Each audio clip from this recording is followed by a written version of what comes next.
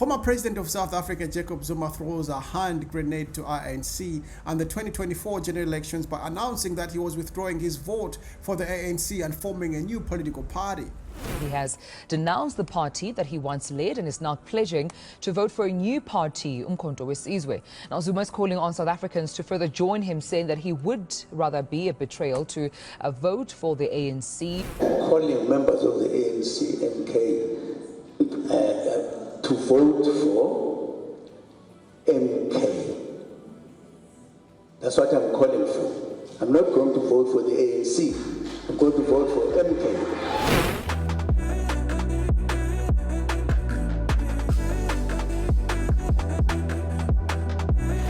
Political parties now. American politics sucks, I know, but at least they realistically have two candidates, one for the Republicans and the other for the Democrats, right or left. Can we handle all these political parties in Africa? Well, take the example of the DRC. President Tshisekedi is not extremely popular in his country, but early voting shows that he's leading. The opposition is quite divided. The same scenario might play out in South Africa next year when people go to vote. Zuma's political party is called Umkhonto weSizwe, or MK. So the question is this a seismic shift on the political landscape in South Africa, or is it Zuma's fight for relevance?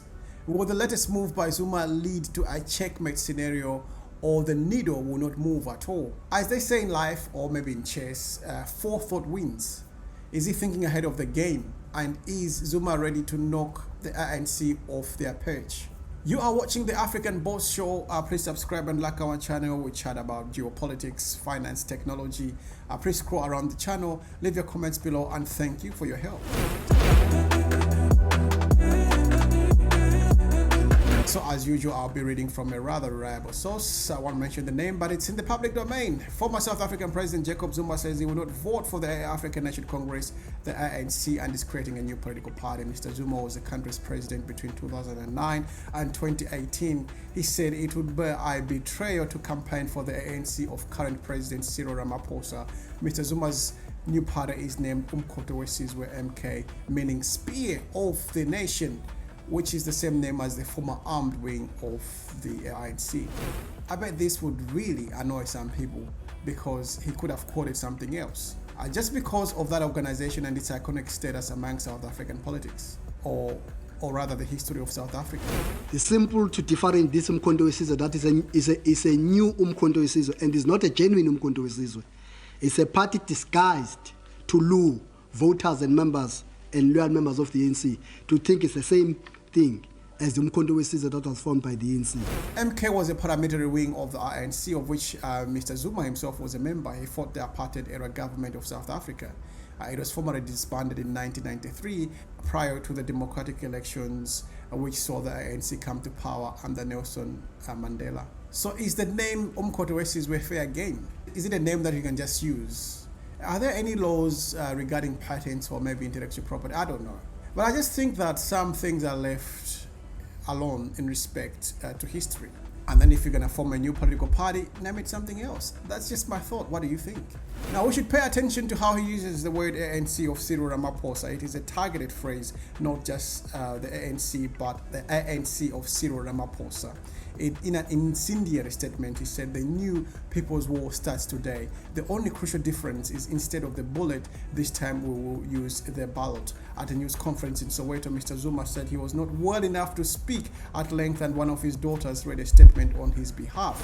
Now, Mr. Zuma in his 80s, so he's not a young man. He's not a spring chicken by any stretch of the imagination. He's an old man. This is where the debate for age limit for African politicians come into play. Because Africa is the youngest nation on earth and needs an energetic, like a robust sort of individual, somebody who is going to adapt quickly to changing situations or changing worlds or changing world and technology. So I just think that we electing all these older presidents, it's a disservice, or allowing these people can play politics, but they should not be allowed to stand for high office. Look at Bokai of Liberia, which we covered on this program. He's around 80. If he decides to stand again for the election in Liberia after 6 years, he'll be like, what, 85? Somewhere there. And it could be 90, 91 by the time he finishes his 2 terms. And I just think that is ridiculous. We should have an age limit for our politicians. Right, so part of the statement says the ANC was one of the great liberation movement of our time, but that it truly saddens me that the ANC of today is not the once great movement that we loved and we were prepared to lay down our lives for. I would die a member of the ANC, his statement said, but that it had changed into an organization we no longer recognize. He said some leaders were behaving in an ANC-like manner and he intended to rescue the organizations. It is a kind of a scary proposition if Zuma is the quintessential ANC member, because he says some people are behaving in an ANC manner. That's what he seeks to address with his new political party. So that means he's the poster man in terms of behavior for the ANC. So I just wonder if he is the poster man, if he's the example for the ANC, I wonder what an ANC behavior actually looks like, because I thought he was an ANC, that's why they kicked him out.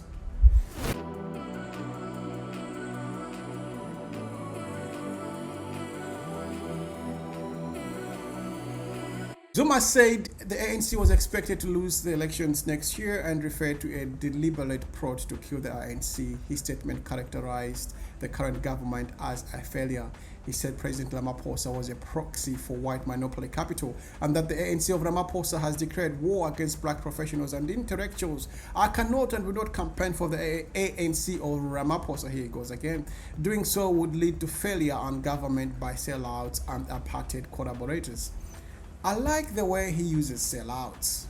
During his rule, the government was actually sold out, wasn't it? His government was sold to this Indian family, the Guptas, who were pretty much running the country. And he was like a proxy for all these business people.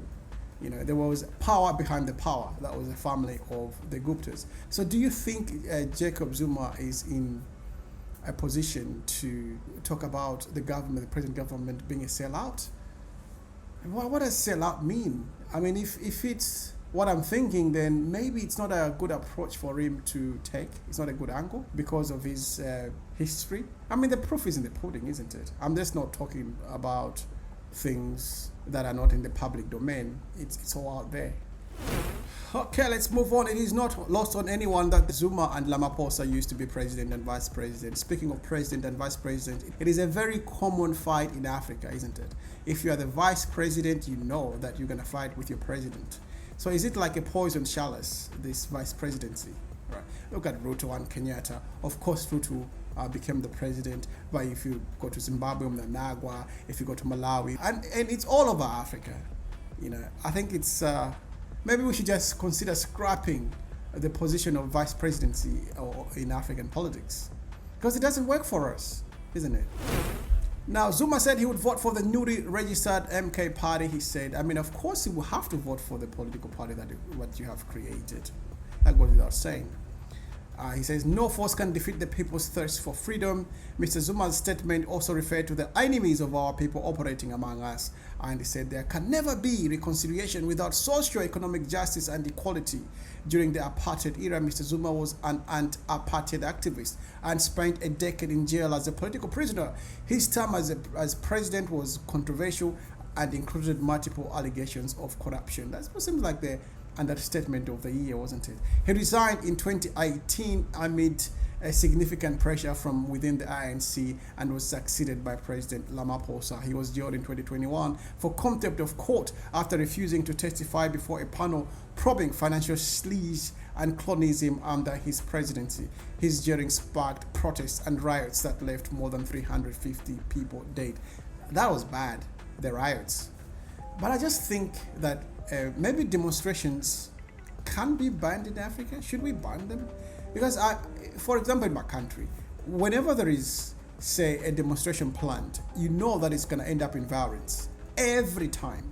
Okay, they go to the police, get the authorization and security and other assurances, but the moment that they step on the street, it's inevitably going to end up in people looting and breaking shops or cars and stuff like that, and taking what does not belong to them. And what it does is that it just destroys the economy of those local communities, right? And then governments have the right to protect citizens. Also, the democratic governments have the right to let their people demonstrate. But then how do you balance that? Because you also have to think of the people who fall victims to these demonstrations. So, Lux on panel, the pain, certainly brought up an interesting issue of a benevolent dictator, which I think that's what he meant. He says, maybe we should have a dictator to run the government for a while, just to put things in place. And one of those things I think a dictator should do is to ban demonstrations. Just for a time, till we fix everything. I know it is part of democracy, but is democracy really working? Is it the solution to governance in Africa? Is democracy actually bringing more problems than what we're begging for? Certainly somebody said democracy is not the best system of governance, but well, I guess it was the lesser evil. But as I always say, if you are gonna choose the lesser evil, the devil ultimately wins, isn't it? So I think we need to find a way, some sort of governance system in Africa to ensure that like riots and all those things don't happen, at least for a while. We don't need all those things. Zuma spent 2 months in prison before being released on medical grounds. The release was later ruled illegal, but he did not return to prison due to overcrowding in the system. How convenient. Now, the ANC faces the national elections next year, viewed by many as the most competitive since they came to power in 1994. His son, Duduzane Zuma, is eyeing to contest for presidency next year.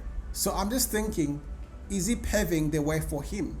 I think this is the most likely scenario, that in the end, Duduzane Zuma might be the representative for the MK. Leave your comments below and I will see you in my next video.